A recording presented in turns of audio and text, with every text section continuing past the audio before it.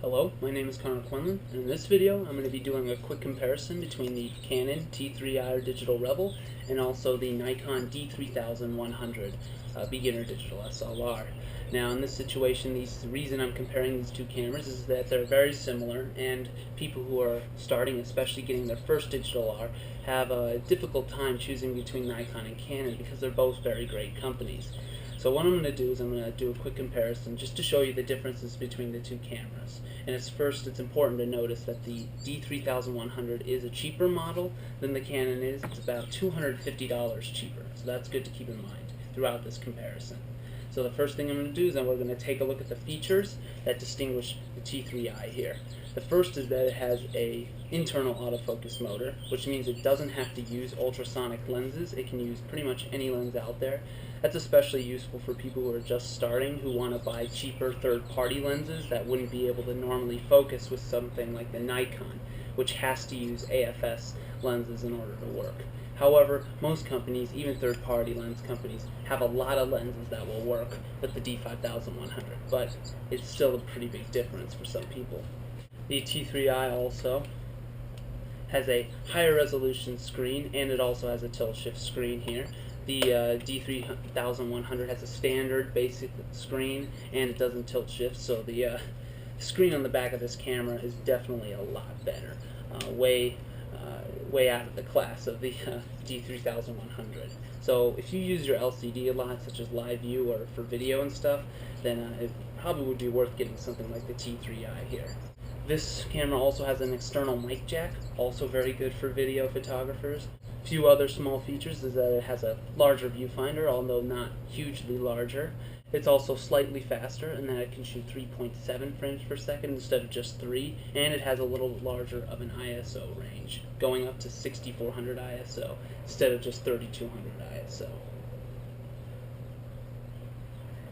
Finally, the Canon also does have slightly more resolution. It's an 18 megapixel camera compared to the D3100, which is just above 14 megapixels.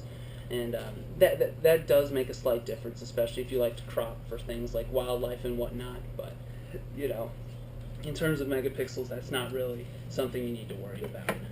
Now what I'm going to do is go over the differences that the D3100 has over the Canon model here. The first thing is that the image quality of the D3100 is slightly better than the Canon. It does perform better at higher ISOs, although the difference is not really that great until you get up into the really high ISO range. About 1600 or 3200 you'll see a difference.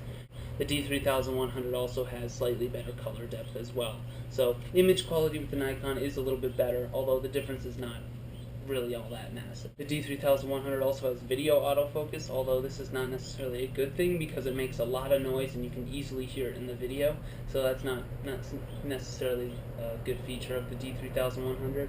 And then finally, the D3100 has a bigger sensor. This is a 1.6 crop sensor, whereas the DX Nikon has a 1.5 times crop sensor. Really doesn't make a difference once again. If it would be an image quality, and like I already said, the image quality is slightly better with the Nikon, and high ISO noise control. And then finally, it's also smaller, lighter, and considerably cheaper. Like I said at the beginning, it's $250 cheaper. So as for my recommendations on which camera to get, if you have the money, then you probably want to go for the Canon, especially if you're into video, because this obviously has much better video capability than the Nikon does. Canon really is ahead of Nikon when it comes to video. And then for those who have the extra money and can afford it, this is probably overall the better camera, although the Nikon does have better image quality. And if you're on more of a budget and something like that, and for most beginners, I would say the Nikon D3100 is also an awesome camera. In the end, it really comes down to how much you want to spend and what's more important to you, image quality or a better LCD screen and whatnot. So that is a comparison between the Canon t3i Rebel and the Nikon D3100 SLR cameras.